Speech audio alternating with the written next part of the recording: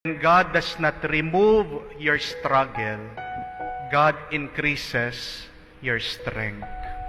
Tandaan niyo po yun. Kung kahit na nagdadasal ka na nagdadasal, hindi inaalis ng Diyos yung iyong mga pagsubok, yung iyong mga pasakit, isang ibig lang sabihin nun, pinapalakas ka pa rin ng Diyos. Because we read in Isaiah 40, God gives power to the weak, and to those who have no might, He increases their strength. But to those who wait on the Lord will have their strengths renewed. Ang ganda po. Sa ating pong ebanghelyo, niyayaya tayo ng ating Panginoon, kunin niyo ang inyong mga krus. Dalhin niyo, buhatin niyo. Minsan, sinasabi natin sa ating mga sarili, hindi naman ako bibigyan ng problema ng Diyos na hindi ko kaya. Pero sa totoo lang, alam ng Diyos, hindi mo kaya. Pero bakit pinapabuhat pa rin ng Diyos sa iyo yung krus kahit hindi mo kaya? Kasi alam niya na siya kaya kanyang tulungan. Kung hindi mo kaya, kailangan tandaan po natin na kaya ng Diyos anuman ang bigat, pagsubok at hirap na ating pong pinagdadaanan. Sabi niya, I will renew their strength. Papalakasin ko sila. Hindi sinabi ng Diyos, naaalisin ko yung kanilang mga pagsubok. Magtiwala tayo na habang tayo ay sumusunod sa likod ng Diyos, tayo ay binibigyan niya ng lakas at buhay. Huwag po tayong mapanghihinaan ng loob.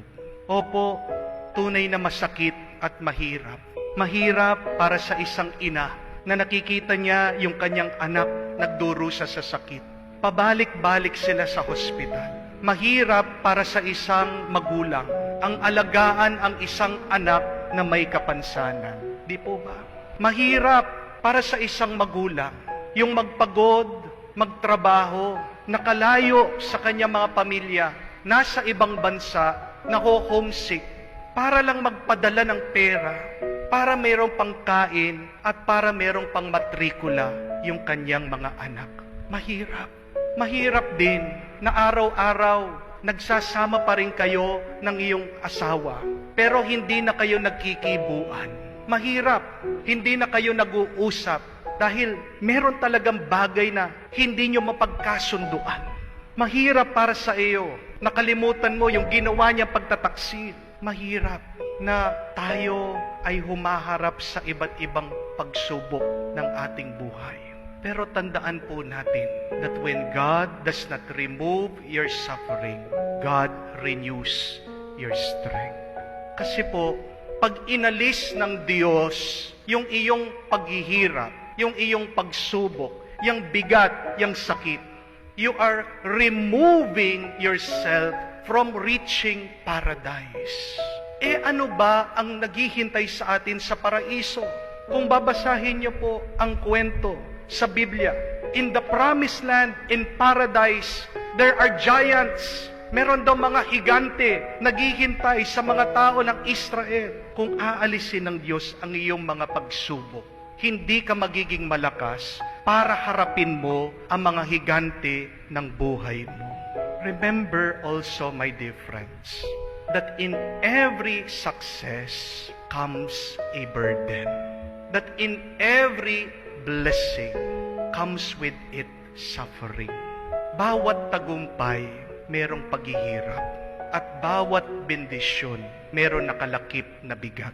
Yes, tough times last. But remember, tougher people last longer. Minsan, pag tayo ay nahihirapan, ang tagal-tagal ng oras, naiinip tayo.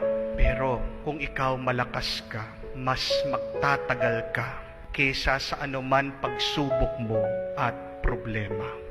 Konti lang ang ating lakas. Konti lang ang ating nakakayanan. Do not depend on your own strength, but depend and discover the strength and the power of God.